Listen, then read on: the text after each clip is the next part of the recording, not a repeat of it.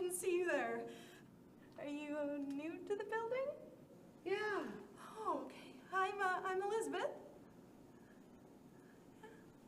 I live with my roommate Danielle.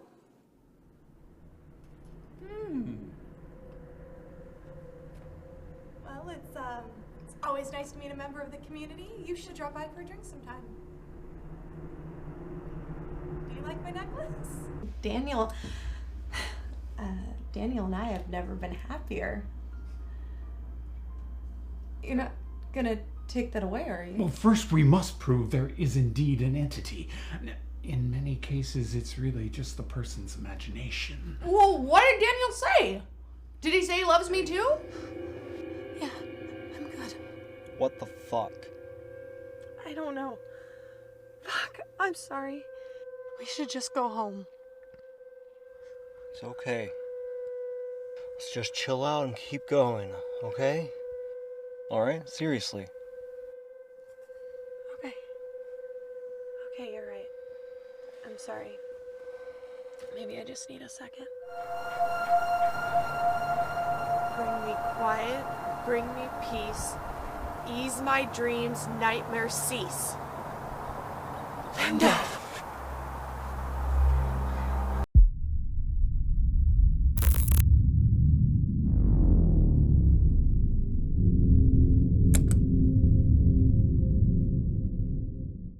Thank you for joining us on The Downing Cut. My next guest is a dynamic filmmaker and performer with a rich background in drama, physical theater, and storytelling, blending her international training and creative passion into her work.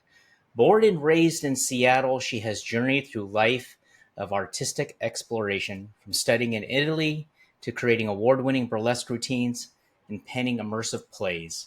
Earning recognition for her innovative voice in the arts, please welcome Cassandra Moselle to The Downing Cut. How are you? I am. That's great. I don't know if I could have written anything better. Well, I'm excited to have you on here. I feel like I've known you, but I don't know you. Sure. You know, we haven't had that time, and I know your partner, Philip Wheeler, and I think that's how we met. Yep. But this is going to be a chance for us to get to know each other because I'm kind of curious now. You have such a diverse background and the things that you've done. Yeah. And there's a lot of questions, and I think it's going to help other people to understand, like, there is no straight pattern. You've branched out, and because of that, it's made you stronger and smarter and more diverse and artistic in your creative endeavors. So Yeah. tell us, how did your journey start? Well, I mean, anytime somebody says the beginning, I have to say I was actually that kid growing up who was like getting all the other kids to like put on plays. I'd like make all the, like, we do everything. And I started young. Like, it was the thing I did all the time. And I just never stopped. And I wanted to, like, that's one of the things I was like, this is something that's true about me. It's been true before I could walk. Like, you know what I just, my whole life, this is all I've done is tell stories. And I was like, I need to pursue it. And don't get me wrong, like, I did running star in high school. And when I did that, I did college classes before I transferred to the uni. And I took every kind of class imaginable. I'm like, is there something else? Like, I've been doing this, literally, this is all I know. Am I secretly an accountant? I'm not. I failed the class. Definitely should not be keeping books for anybody. I studied oceanography. I literally went and I did pre-cal. I did all sorts of other things. And at the end of the day, I was like, no, this is what it's always been. So I feel like I never tried to let the get a real job thing ever affect who I was or what it is I did. That's amazing. That's powerful. Yeah. That is powerful because that's literally going against the grain. Yeah, exactly. And I mean, I was just fortunate that I had supportive parents, and I didn't realize how important that was until I was older. And then I would hear stories of other people who were always trying to please, the parental figures in their life and everything. It never works out.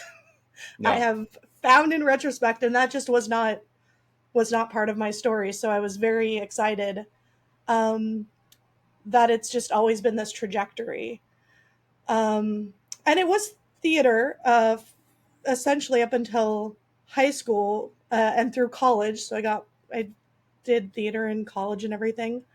But I graduated when the economy tanked in 2008, and it was just terrible out there. And I remember seeing a flyer for a burlesque class, and they offered a scholarship. Oh. And I said, well, that fits my budget. I'm broke. So I applied for the scholarship, got it. And that has started. I've now been doing burlesque for almost 15 years. Wow. And that was just on a whim and kind of quite honestly, going with the flow at the time and just making it. But I will say that decision opened my eyes to other types of theater, because I had been very strictly like stage theater up until that point, and now I was suddenly in this world of variety and cabaret. And then that's how I found myself doing my Master of Fine Arts in Physical Theater, which is circus. It's physical theater. It's commedia dell'arte. It's just all of this using your body to tell a story, sometimes with words, sometimes not with words. And what does that mean to perform for an audience when we don't share a language? And that was incredible. So, yeah. Yeah. Let me ask you, I want to go back Sure. to when you're like, before you were able to walk. Yeah. Listen.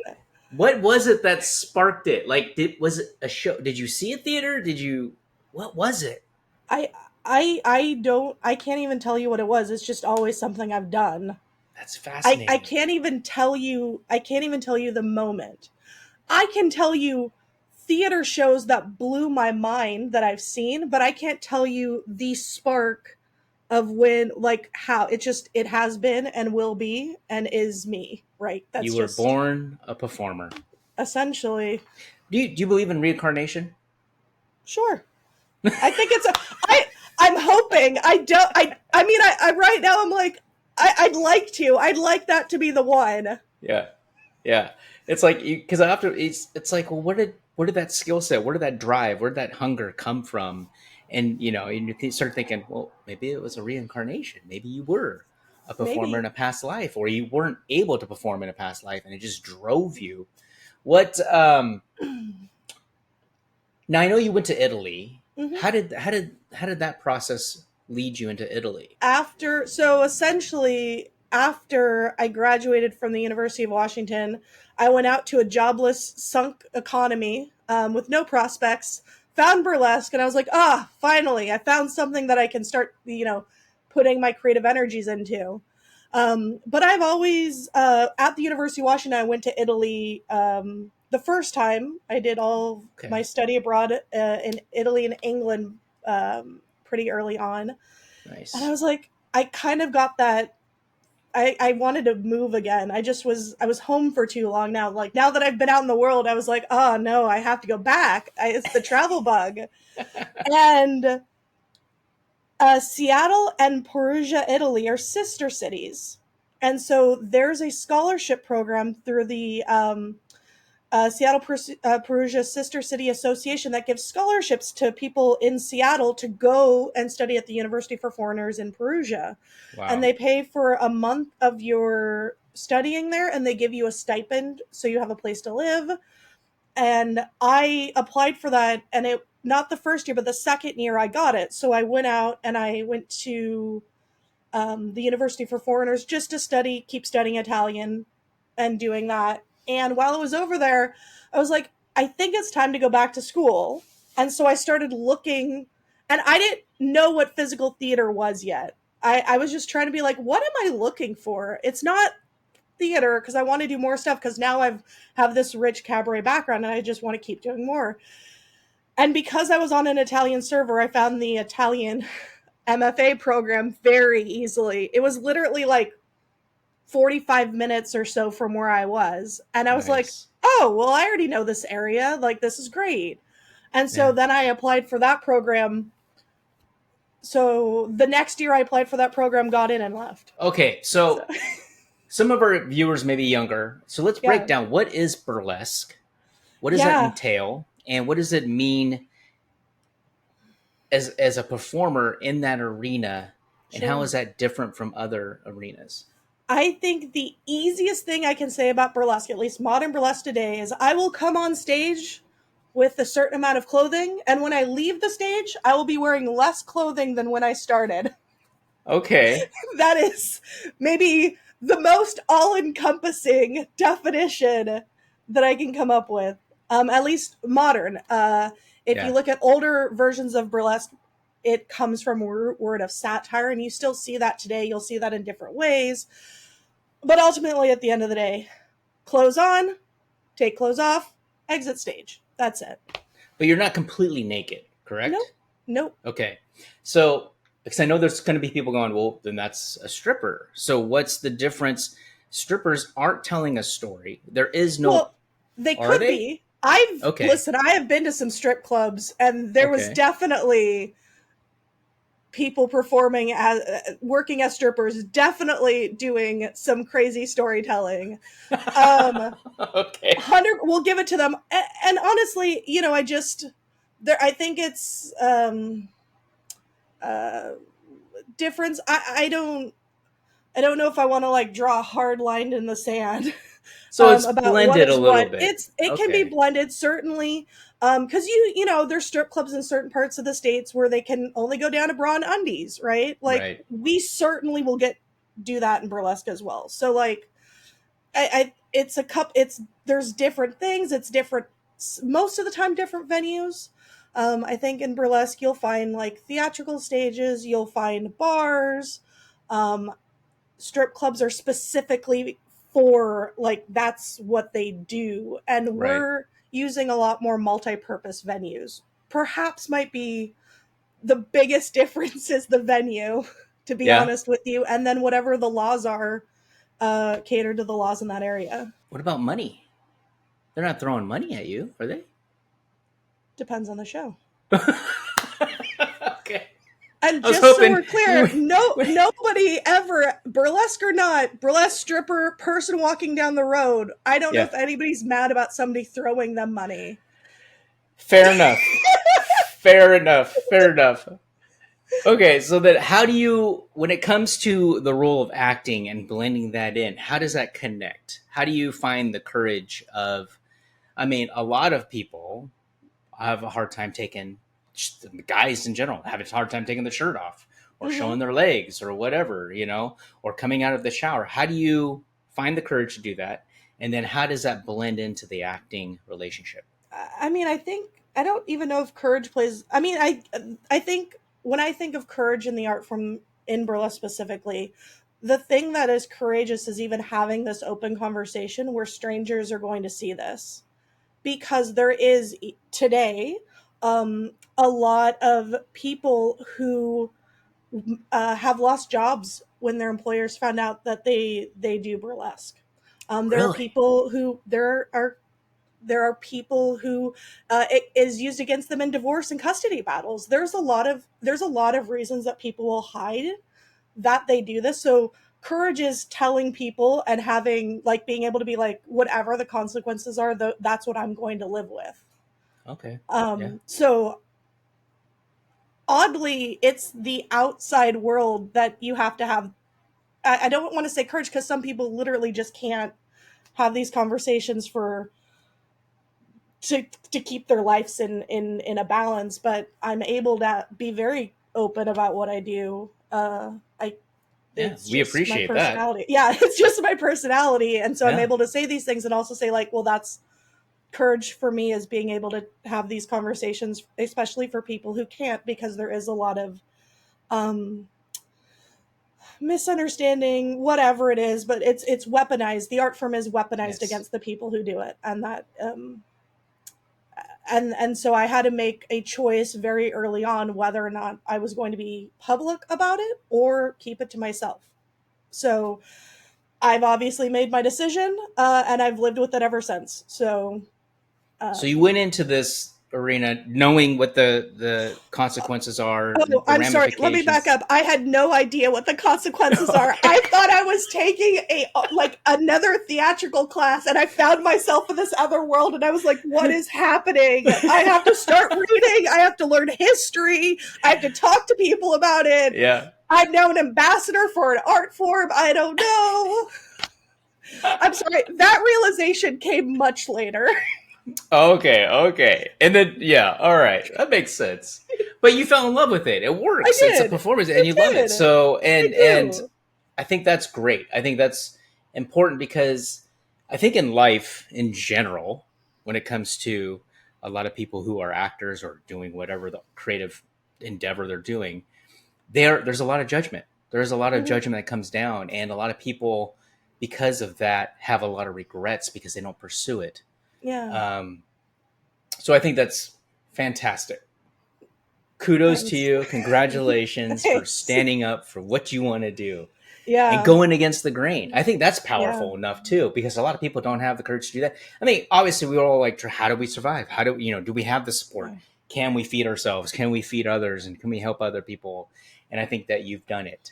Cassandra, I want to ask you a very important question. I ask everyone this Let's do question. it.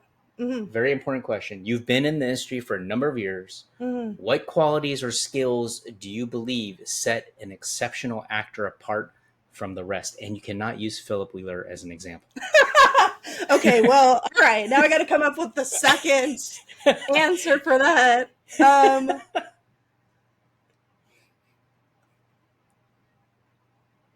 I will say that for me, when I meet someone or I'm working with somebody, what the exceptional qualities are the people who are very, um, and it's a feeling. The people that you're around, or the person whose ability when you're in their presence feels like it's a hug. It's a warm environment.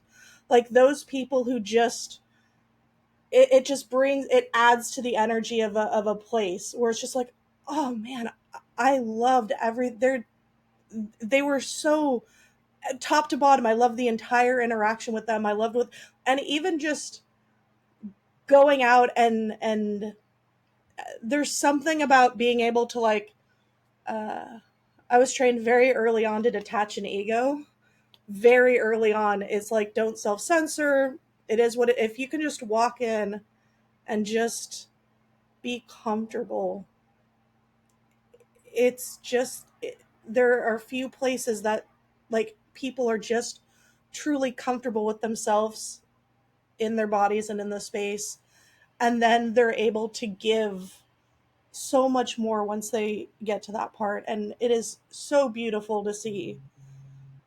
And I can see it. I don't know what the word for it is. I'll have to come back to you and be like, I've made up a word for this thing. All I can say is just like everything about when you see them, you're like, they're fantastic. Yeah. I just love rooting for people. You know what I Yeah. mean? I'm just like, oh, that was beautiful. Everything, and all I can say is it's just this. It just feels like a hug. You know, it's just so warm. I think of like an aura or an energy. Yeah, And I think what you're describing, I think in a lot of in this industry of acting, it's kind of hard to find. I think there is yeah, that because you did exactly what you just said. The ego is always in front, yeah. and for to meet someone who doesn't have that, I'm just going to say Philip Wheeler. I mean, And still has a sense of play because yeah, I that you have to have the sense of play. I mean, even if you're doing the most awful characters, I think there still needs to be some that, and I call yeah, it play. Other people may call it spark, or there's so many other ways to describe the same thing. yeah. But there's that sense of play of like, let's see what we can make. I think that's so true, and I think it's rare. So I Yeah, think it's something that. Do you think, offhand, by studying acting and going through your courses and understanding university and traveling and stuff, do you think that a lot of people have to unlearn what they've learned in order to be an actor? I think that the journey somebody's on only informs them as a person. So I don't know if I would say you need to unlearn these things, but I'd be more interested to say how can we take where you've been and get you to where you need to go. What skill set do you have, and we can sharpen those. Yeah. Got it. So I don't know. There's something about like it feels like somebody's past is wrong, and I just don't think that that's true. You know? Yeah, I guess I'm coming at it from a Yeah. childlike wonder who grows up to be someone who's creative, and then they grow up to be an adult and they're told all these rules, regulations, and Mhm. processes and things that they have to abide by. And then to progress further into being more creative, it's almost like you have to circle back to how you started to Mhm. let go of these rules and boundaries and boxes. And I would just say just circle back to where to the beginning and start again. And so I don't know. I think we're both saying the same thing, just slightly. I'd be like, go through all this stuff because I feel like once you get through all of that, Yeah. you realize what doesn't work for you, and you can Yes. hear it, you can see it, you can recognize it, and you can move past it. Good So answer. yeah. How has your upbringing in Seattle, with its unique culture and environmental influences, shaped your creative vision and storytelling style? Well, I mean, I think Seattle in and of itself specifically it is a very vibrant burlesque community, and I only keep referring back to that because I think that was really pivotal in me deciding to look at a variety of different theatrical skill sets that I pursued later on. And I feel like if I hadn't have started burlesque and I hadn't have done this work where I really, my scene partner when I'm doing burlesque is the audience. If I hadn't started like breaking down those fourth walls and like creating these stories, including audience, going out amongst audience while I'm performing, I don't know if that would have taken me to what I am doing now or focusing on now, which is writing fully immersive theatrical shows. And it might not sound like the most obvious journey, but it was very natural for me to just one day sit down and write a play that took place in a 360 environment. Yeah. Um, so I think that I was just happened to be born in a place that really valued, and there are some amazing award-winning, world-recognized performers out of Seattle.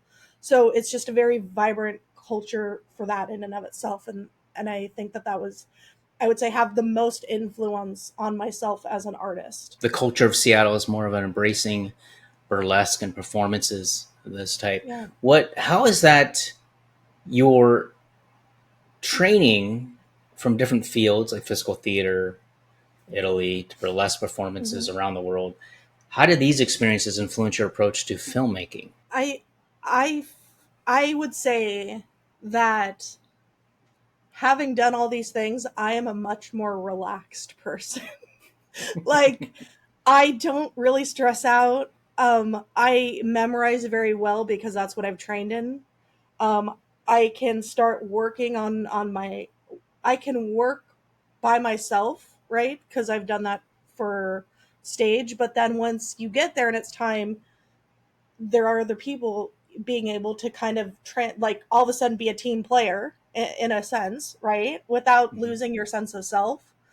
And I think all of everything I did kind of made me just a a better actor in all genres just because I was able to kind of grow in the process and just be comfortable. And I think that is like 9/10 of the battle Yeah. sometimes. Yeah, it is. Especially because you don't know anybody. You're like, I'm sorry, I'm supposed to talk to who? Where am I supposed to? And it's as long I just don't get overwhelmed in that same way.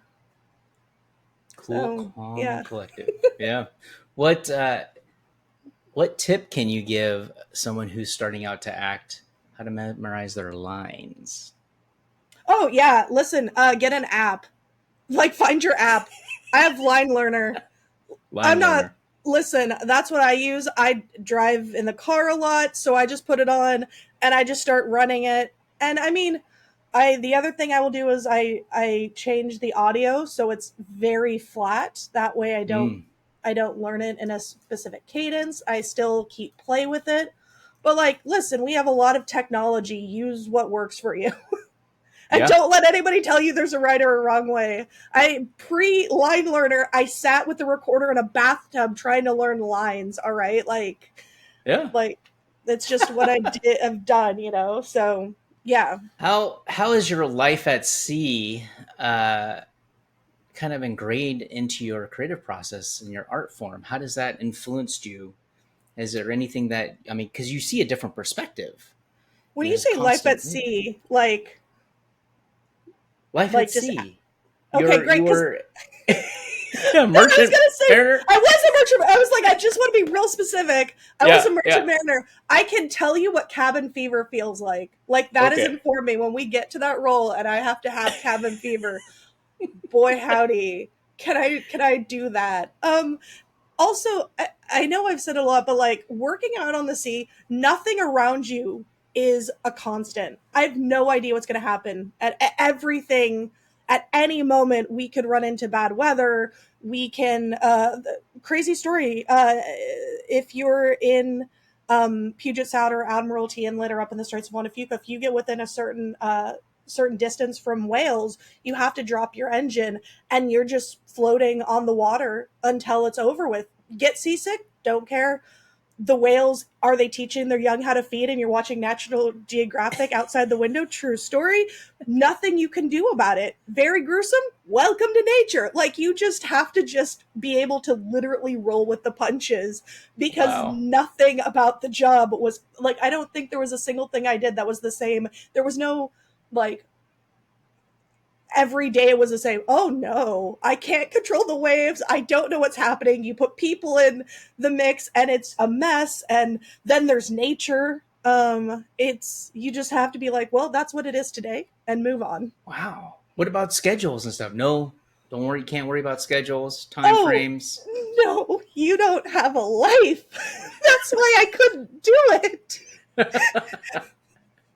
You're at mercy of the Quite waves. literally, you show up to work that day and you have to bus all the way to your destination because the boat can't go because the weather's too bad. Guess that's what you're doing today.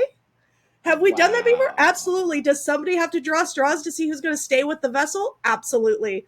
Are you going to draw the short straw today? We don't know. Guess we'll find out. Wow. You just That's have to fascinating. be. It is How do you kill wild time? times. What time do you think we're killing? Oh, when you're on the boat, you're sleeping because you haven't slept. You're Yeah. trying to get comfortable. Eventually, you'll eat something. You'll have bad coffee. You'll hate yourself for not bringing coffee, but it is what it is. A book, maybe. Yeah. Digital book? It's like, yeah. It's like, how many times can you read the same book? Who knows? Well, several. If you're really in a pinch. Oh my gosh. Holy smokes.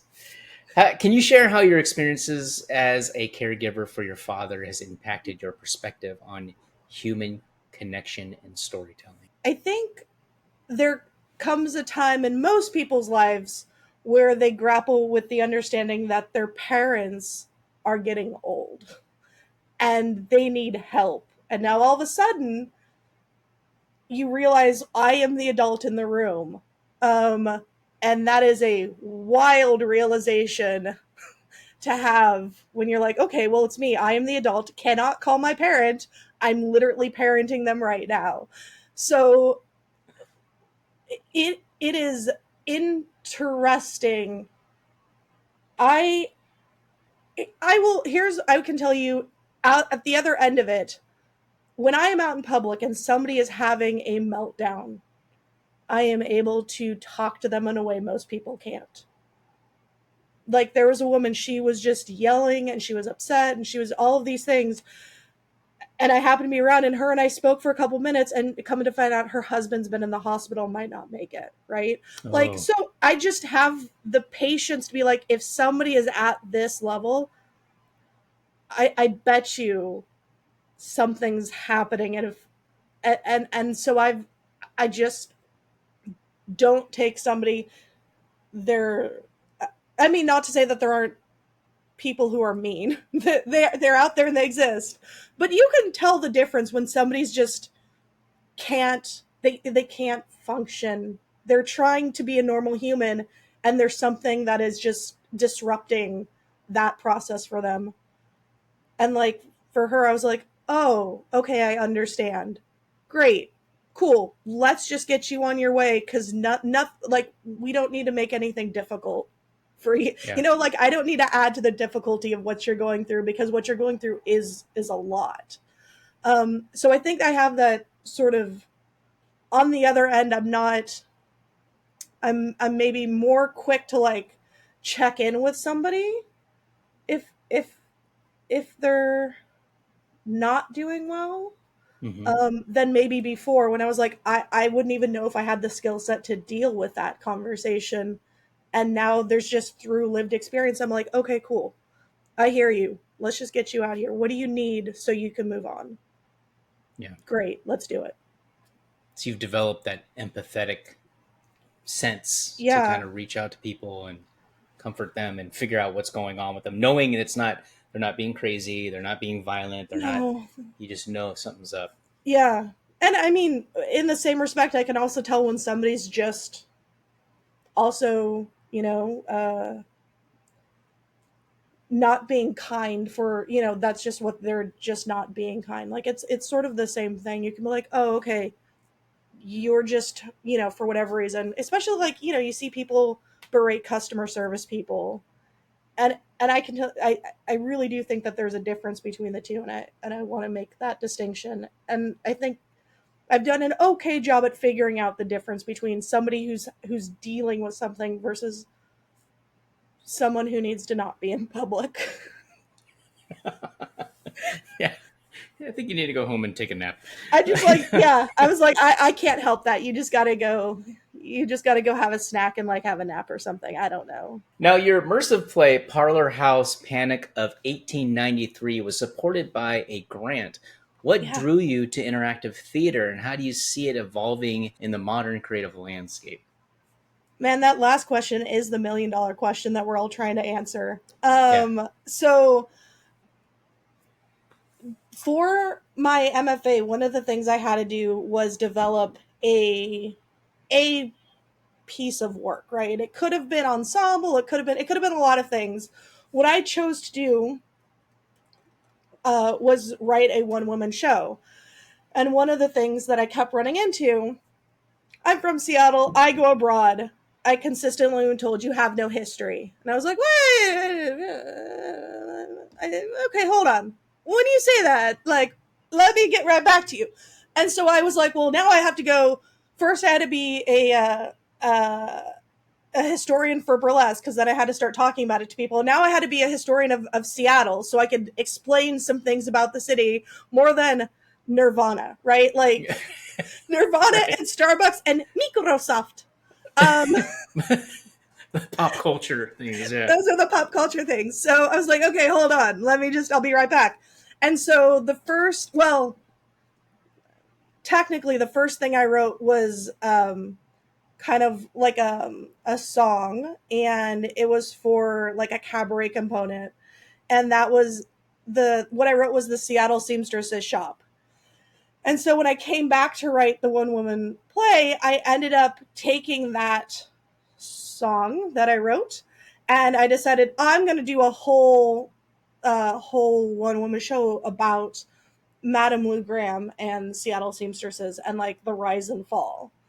And I did it, and it was great. I did so much research. I then had to write, I call it a creative thesis because I never had to defend it, because it had to document the entire creative process start to finish. And then I had a bibliography, like everything, all of the research. I did that. I graduated, great. But I wasn't done with the story. And the story for me, I wanted to tell more of the story, because it's such a rich and very fascinating part of Seattle history. And so I literally sat down one day and I started writing Parlor House, and in my mind, it it never took place on a stage. I never saw it in a stage. I always saw it in the house. And I saw the characters in Madame Legram's establishment, and that's how I told the story. And what I've come to realize is that my specific writing technique is I sit down and I start writing the story from what I see, because I have such a vivid imagination. I can create an environment and then walk through rooms and hear conversations, and all I do is take notes. And it is the wildest, unorthodox, nobody can teach you way to write anything, and that's just literally how I create immersive theater. Is I just walk around the space in my mind and start writing stuff down. And then after I figure out, and I never know, I never write anything out. I don't know what's happening. Sometimes I don't know characters are in relationships. I don't know I don't know any of this until I just start. And then it starts coming out, and then I start writing it, and I'm like, oh, they're brothers. That's awesome. I had no idea. It's like the weirdest thing.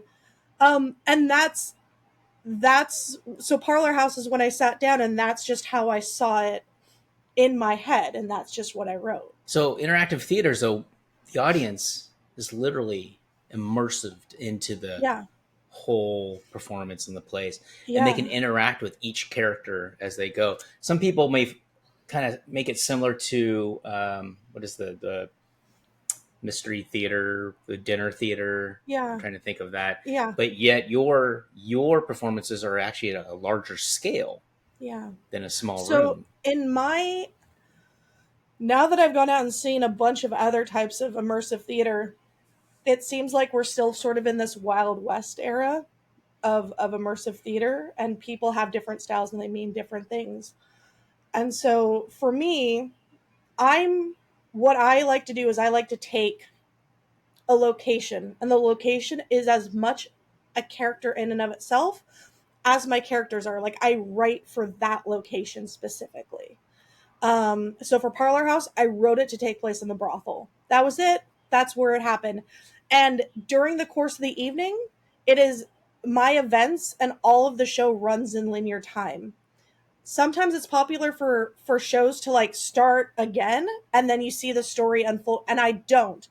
This is the events that are taking place right now, and you get to decide how you want to see the story. But the story is only happening once. And most of the time, and I have one exception to this play, because I learned my lesson from one of my other shows.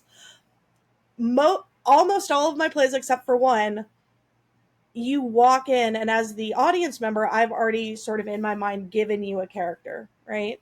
So for Parlor House, you're obviously a patron of the brothel. That makes sense. That's what you'd be doing. Why else would you be there if that was not it? So that's what the audience is doing, and that's how the characters are trained to interact with all the audience members.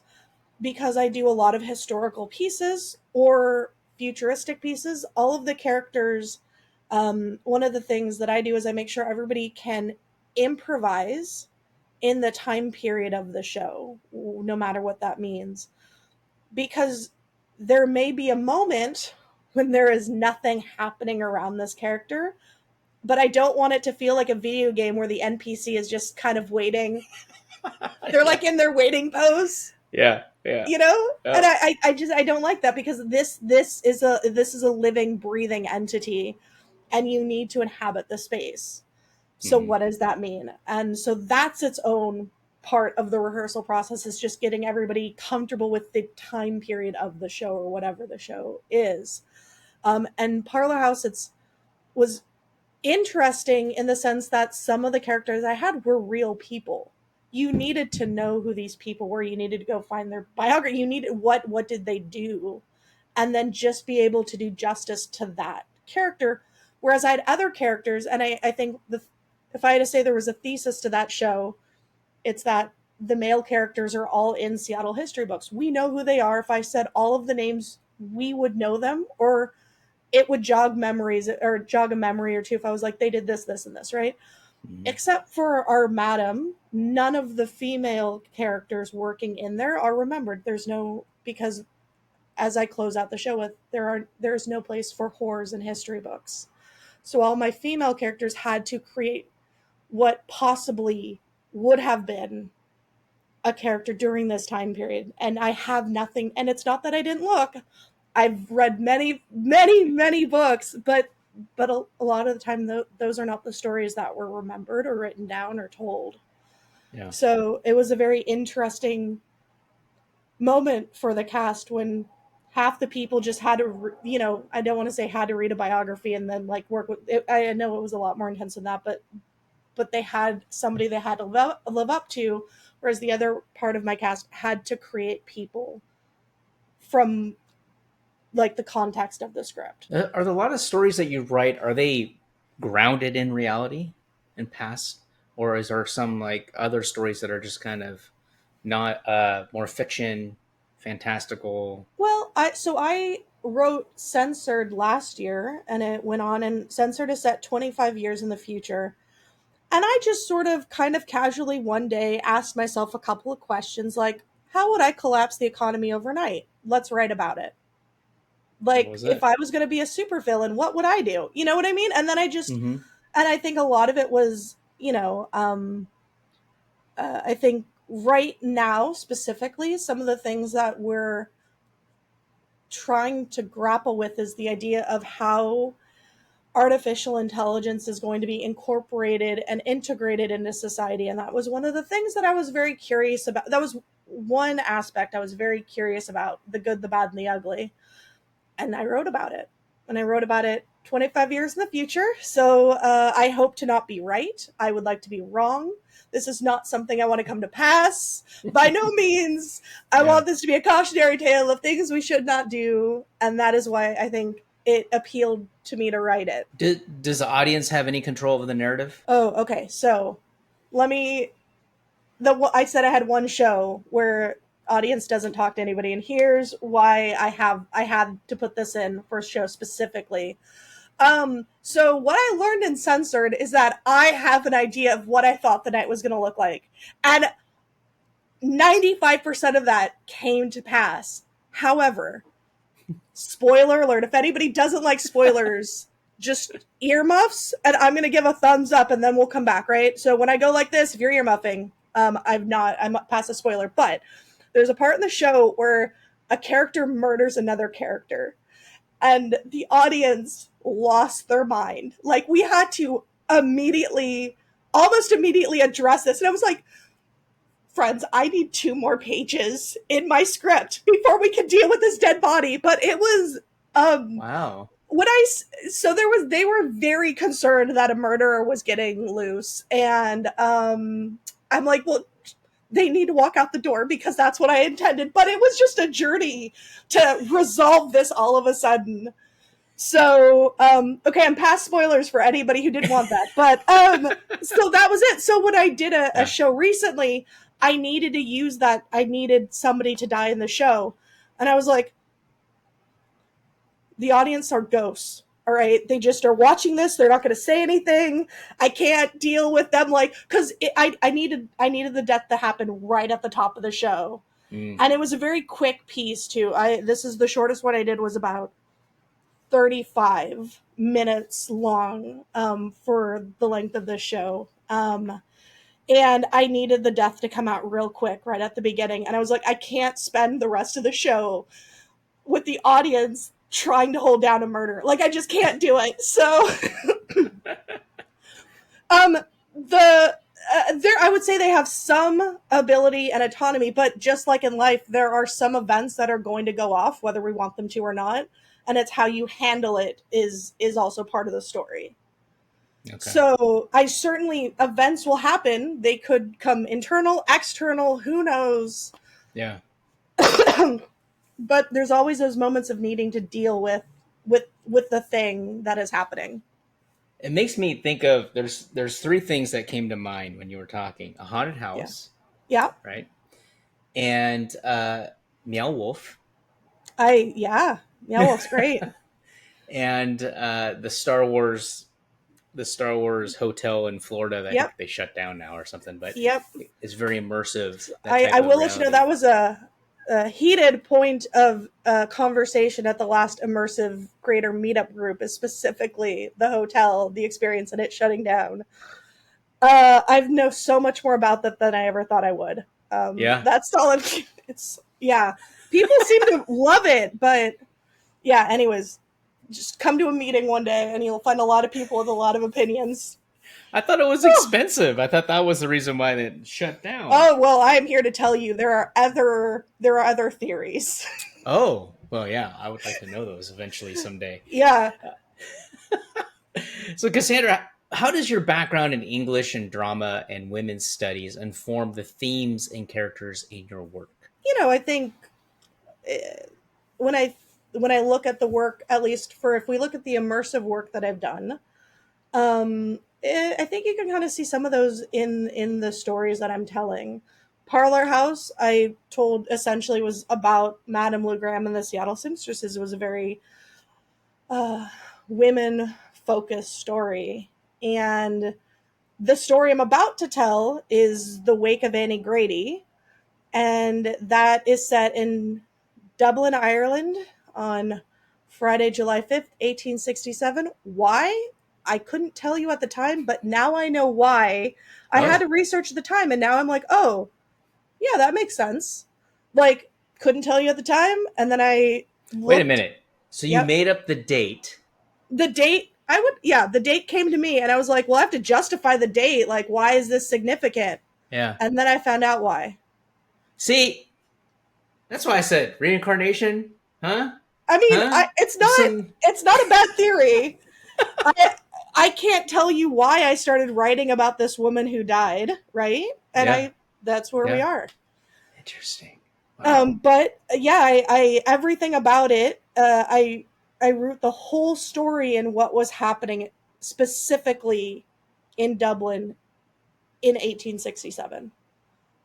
And I know a Wow. lot. Like, I bought the University of Dublin magazine that came out just days before she passed, so I can see what was like on front page on the news. You know what I mean? Like, Yeah. and I read through it. It's hard to read. I didn't read the thing front to back because it is small print, Mm. and obviously a reproduction, so it's not like perfect. But it was interesting to see like the hot topics of the day. Like, what Yeah. were people talking about? What would have happened if we were just at a pub and we weren't at a wake? Like, what would they be talking about? Interesting. Yeah. Wow. So, and then to that point, it's her name's Annie Grady. Why? No idea, but it is. Great. Yeah. So, there's a lot of I would say female forward stories that I like to incorporate. In your different forms of performances and art and acting, what challenges or breakthroughs have most deeply influenced your creative growth? I I think that there's a series of steps in a way, and I think I've touched on some of them. Um, Hmm. I think the one that has been the best for me and my personality is when I understood I could be my own business, right? It's a So huge breakthrough. I had my first LLC when I was 25. I ran Wow. my business. I ran it, and I can't tell you I ran it well or not well. It's I just jumped in and started learning because that's just how I like to learn things. I like to start doing it and figuring it out. And I learned a lot from producing. Maybe a year after I started Burlesque, I started just producing shows and figuring out what that meant, and what it meant to build an audience, and what it meant to negotiate contracts, to find a venue, to just do all of the things in order to do the art. And so now I am a co founder of a theater company. And the Congratulations. thanks. And I think that that's the best thing that I taught myself was I don't need a casting director to hire me. I can just do it. And I'm okay with it not being pretty in the first go around because Yeah. that's how you learn. Right. But if I hadn't started producing when I did, and if I hadn't have tried the new thing when I did, and if I just let the unknown stop me, I couldn't be where I am now. So, yeah. So just having the idea that you can control your own story, and you don't. It is helpful. Don't get me wrong. If somebody wants to call and offer me a job, great. Yeah. But I also don't need to wait by the phone for it either. Yeah. What role does humor play in your work, especially considering your recognition for comedic performances in burlesque and your acceptance into Second City, not the Second City, Mhm. and the Groundlings? I can't even say the Well, word groundling. that's okay.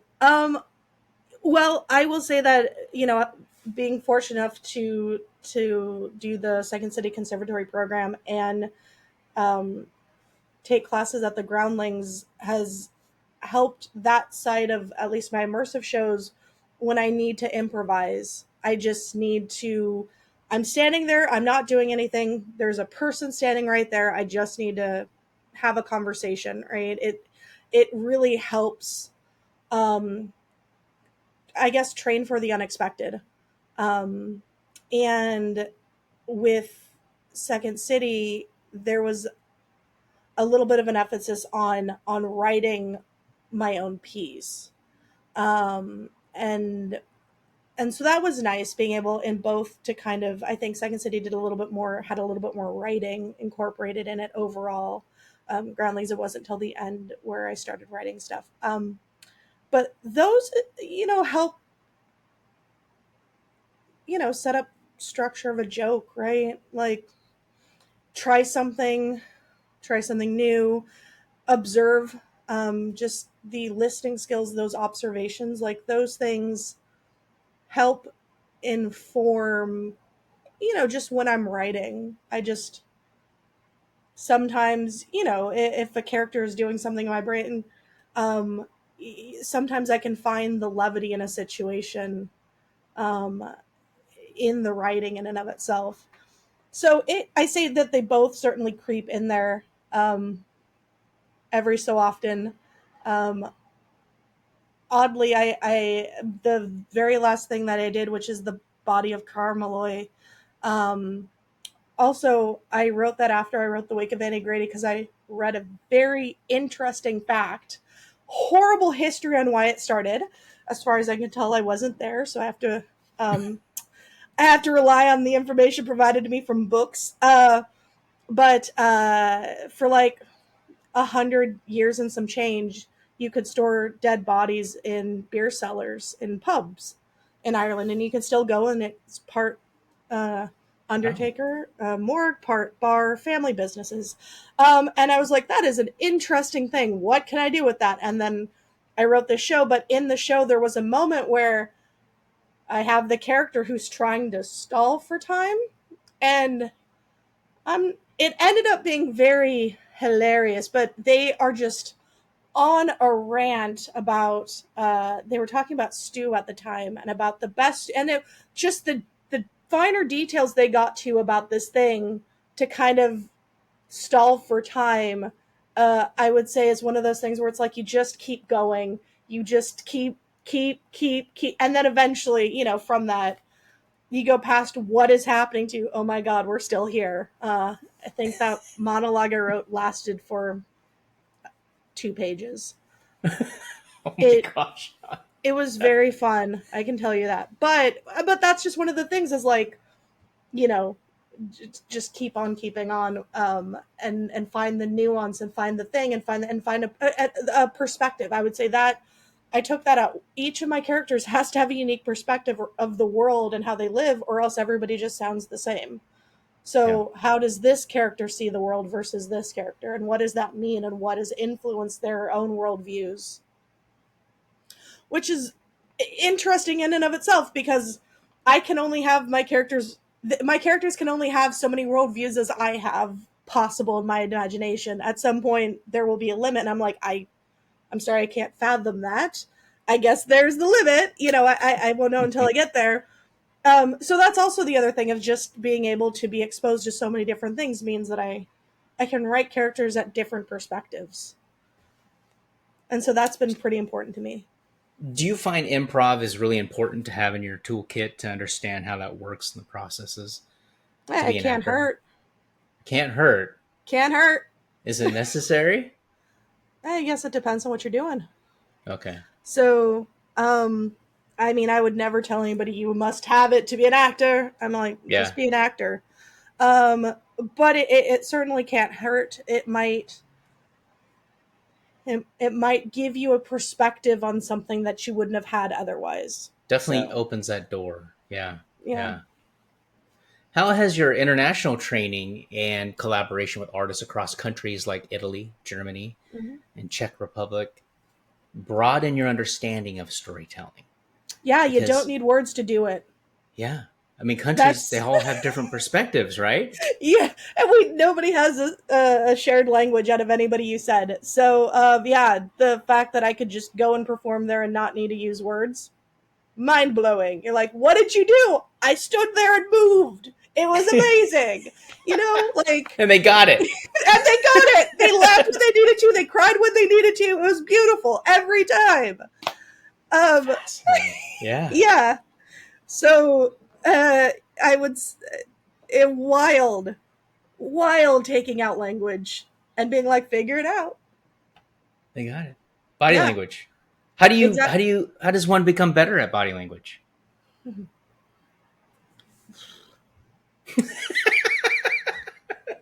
This is a little too philosophical for me. Open your eyes, watch, I observe. Guess, watch, yeah, do. I don't want to say start mimicking people, but like you got to start moving. I think ultimately at the end of the day you just have to be okay. Let me see. I don't know if I can phrase this. You have to be okay feeling like a fool, right? You're like, I'm walking this really dumb way. It's okay. Yeah. Nobody's going to come and arrest me for looking like a fool. It's fine. You know what I mean? Like, you just got to be like, well, it is what it is today. And these 5 people all had a good laugh at my expense. You're welcome. Carry on, Yeah. So just start, play. I mean, it just comes back to play. Be free. All right. So here's a big $1,000 question for you. How do you balance the demands of filmmaking, theater, writing, performance, and staying true to your creative voice? If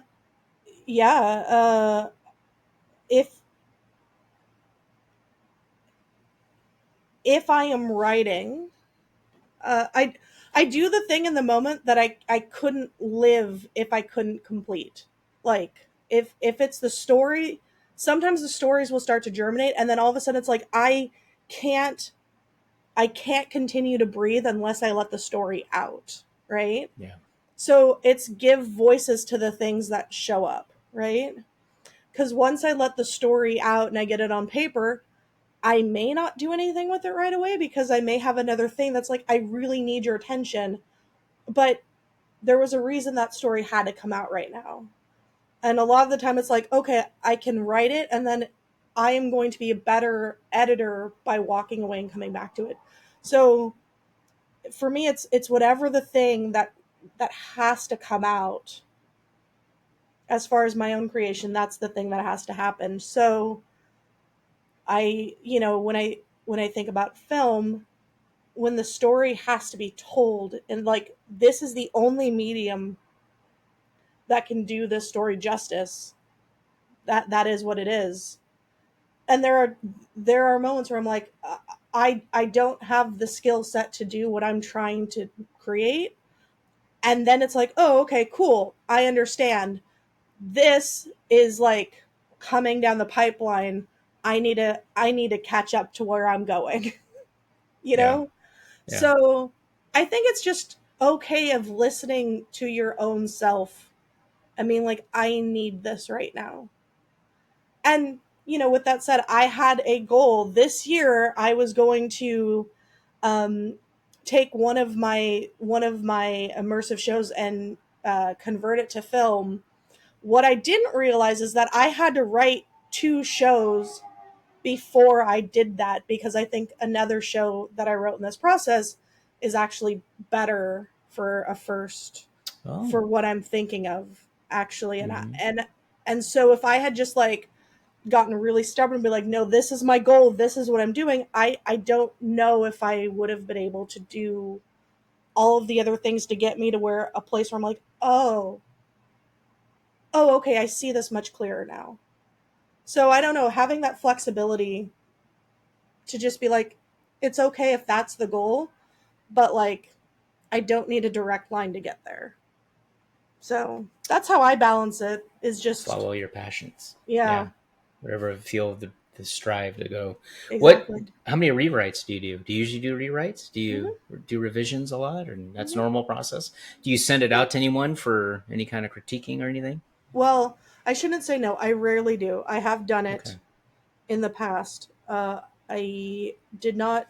I haven't done it last year, and part of the problem is that if I'm gonna send something out, de- depending on what feedback I'm looking for, I need them to also know about the history. I don't want somebody to get caught up on a detail that isn't important to me, because I will just Right. say things or I'll reference things in the world and I will never follow up with it. And because that's just how this person communicates, like that's how they speak, and that's how it is, and that's fine by me.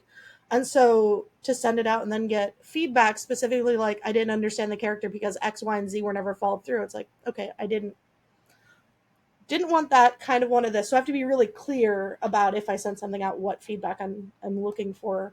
At least now, because I will already go through and edit. And the edit process, I'll typically write it and then give myself at least a week away from it, so it's not like it's one of those like can't see the trees in the forest sort of scenario. I'm like, I need to Yeah. get out of the woods, man. I need to come up for air. I don't know what day it is. I don't know what happened. Have I eaten? I don't know. When was the last time I Yeah. had water? And then Do once you I'm like, lock? Do you oh, lock yourself in a room when you're writing then? no, but Oh, I okay. walk around. I wear headphones. I'll talk to myself. I will Hmm. just. I don't know how Philip can be in a room with me when I'm just being a crazy person, being like, okay, here's what that looks, and I'll just start talking, and it's, he's just like, okay, well, I'm gonna be over here now, and I'm like, I'm sorry, what?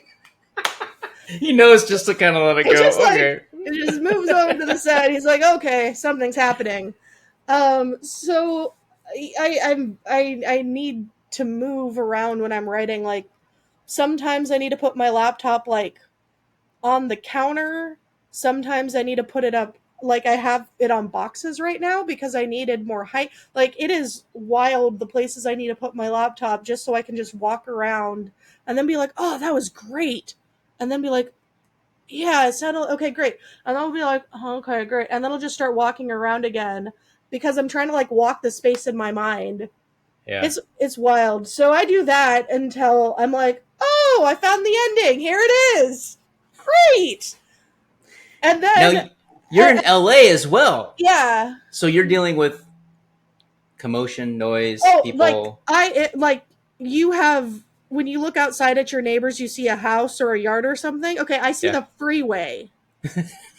Quite literally, I am watching the traffic. Like it's Yeah. 10 feet from where I'm sitting right now. When you say cacophony of sound, it can't get worse than this. Looking at your whole spectrum of your creative endeavors, Mhm. what has been the most constructive criticism that you've ever received in your career that has helped you propel? I will say this. This one has stuck with me. Um, when I was at the University of Washington, I triple degreed. I am in my last. All I have Holy three separate, smokes. yeah, degrees, and in in my last year there, I had one shot to apply and get into the English creative writing program in order to finish it by the time I graduated. And I remember sitting there talking to it's like women's studies undergraduate person.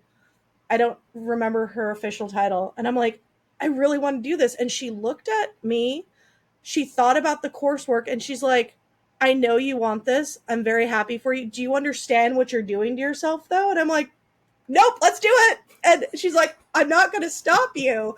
I just want you to think about like what you're getting yourself into.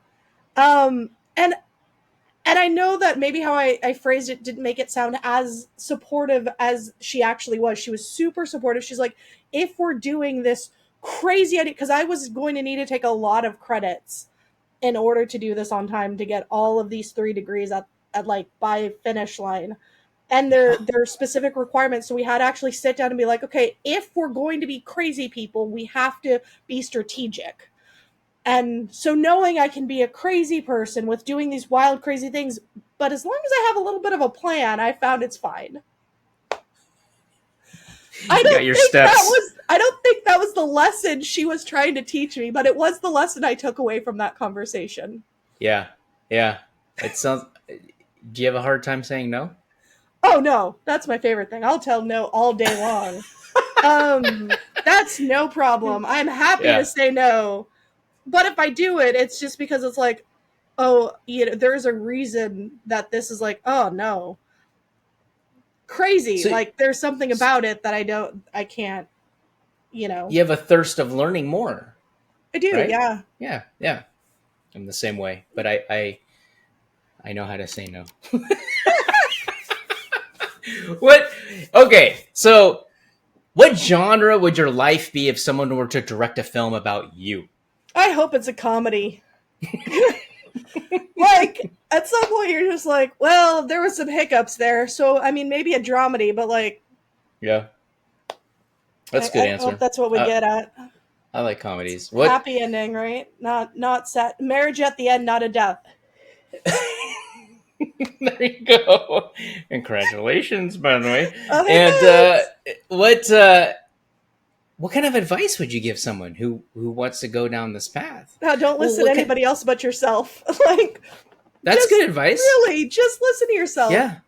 Yes, there are people who know more than you. Yes, there are people who knew less than you. You are you. You know what you need to do. Do the thing. Here's the secret to life. Nobody knows what they're doing. That's it. There you go. That's it. Yep. How does one, if someone's interested in getting into burlesque, what are the risks other than the image, other than the outside environment?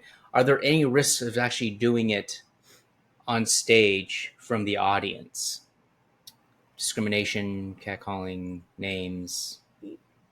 I would say in my almost 15 years of doing burlesque, I have never performed in a venue or for an audience where I thought I was actually in danger. I can't say that just living my life out in public. Yeah. So, and I have a very, I can only say from my worldview, this has been my experience, and that may not be a universal experience. I'm more concerned getting to and from the venue than I am at the venue. What's next? Anything you're working on now in the near future? Yeah. So in the very immediate future, I have there are 3 shows coming up at the end of December. So we're going to start off Friday, December 27th. I'll be down in Portland doing a Holidays Are Horror Bowl burlesque show at the Misfits Bar and Lounge. For everyone here, I'm spoiling it for you. I'm going to host the show as Barbara Maitland from Beetlejuice 1. Nice. I'm so excited. I have the outfit. I am just ready to go on that one. And then we're going to take a nap, and then we're going to rush to Seattle, and we're going to do a Burlesque Muppet Christmas Carol. So that has a script to it. So we are starting rehearsals tomorrow. What's the age limit for that? 21 and 0. Oh no, I'm Okay. sorry. We're in a theater. We're 18 plus. 18 plus. Okay. Yep. 18 plus on that one. And we have such a great cast who has signed up for this. Some of the people, like, I'll be like, I'm looking for somebody who can do like this specific thing, and they're like, hey, I got somebody, call this person. And it's the wildest thing where I just am like, hi, we've never met, but I hear you're really good at doing burlesque, can we chat? And they're like, how did you get my number? I'm like, this person. And they're like, oh yeah. And then it's like all of a sudden we're like everybody's best friends, because you're just like, yes, we're in the same world, and I'm doing a show and I hear you do a thing, and quick, let's talk about it. And this show will then go from Seattle. It'll go on the 28th, and then on the 29th, we have a matinee show in Vashon Island. And Wow. we opted for a matinee show, which I've never done before. Is it going to work? Listen, I can tell you my ticket sales are halfway sold out, and I've like a little less than a month away. So people are excited for a matinee show. I've secretly been calling it the Pastries and Pasties show. Nice. And now I really want to get pastries, and nobody's going to know why except for me. I'm like, well, it's not a burlesque brunch show. Nobody's serving food, but can we get a pastry? Can we do pastries and pasties? That should be a thing. Yeah. So then we'll do that there. And it's the first time I've taken the show to like Edinburgh Fringe Festival. I've gone on other tours, other places. But I haven't been over to Vashon before. So I was like, well, why not? Fascinating. Yeah. What, other than the Line Learner app, what's your favorite tech? Anything else? Oh yeah, my cell phone. Are you kidding me? It's like, in a pinch, I can do my audition on it. I can do all my VO stuff on it. I can stay connected literally 24/7. Quite like nobody can live without a phone anymore. Where am I going? I don't know. Let's ask Google Maps. Yeah. Or Waze. Yeah. I don't, like, Waze? People still use Waze? Come on. I don't really? know. I have Google Maps. Somebody does somewhere. I thought they're all integrated now. What are your thoughts on AI when it comes to the film industry? Wow, the mood just totally some questions. changed. It does, because I have a lot of opinions. I have a lot of questions. I have a lot of questions about image uses in perpetuity. I have a lot of questions about, the ethical use of actors who couldn't give their consent to their image being used in modern day films. And what, if any, conversations happens with the state. I'm sure somebody can chime in and tell me processes. I haven't looked them up. I'm just curious on like what we have set up for these things. One of the things in LA is that, what does it mean if background people who are working background either sign up for AI in perpetuity or don't get that job? And what does it mean for people who want to join the union or start getting those vouchers to join the union? What pathways are we creating or tearing down for a whole new generation of people to pursue film acting in the SAG-AFTRA union? Just questions that I just have a list of them. What happens if somebody, is there a way for somebody to change their mind? And what does that process look like? We have a process to change your mind for, I think, everything, even if it's pay a fine, whatever it is. I haven't heard somebody tell me what the process is for me to be like, I said you could have my image in perpetuity when I just got here, desperate to make it at the age of 18, whatever. I am now an adult and I would like to revoke that. What is that process? Yeah. I think that it leads a lot of vulnerability to people who are trying, especially like I live in Hollywood, especially trying to make it here, trying to play the game, do the things, do everything that, like, if they don't do this, what opportunities then are left for them, and how are those being addressed or not addressed? It's good questions. Yep. I'm not a lawyer. Yep. Neither Cassandra, that's why I just ask questions. How can people reach out to you? What's the best way? I have Linktree. There's a lot of different things on Linktree I like to put Linktree.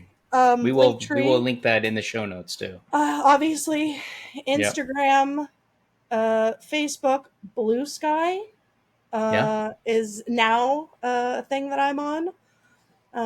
I went to that immersive meetup group and I was like, go to Blue Sky. And I was like, what's Blue Sky and why am I downloading a new app? I know I've been asking Yeah. for new social media apps, but I Yeah. wasn't prepared for it. Now I'm on it. So there we go. Yeah.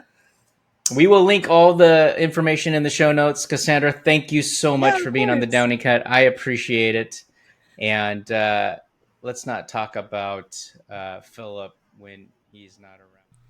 Thank you for listening to the Downing Cut. I appreciate you joining us on this journey. If you enjoyed the episode, drop a comment with your thoughts and share questions you think I should be asking the guests. Your feedback helps shape the podcast. Until next time, keep exploring, keep learning, and we'll see you in the next episode.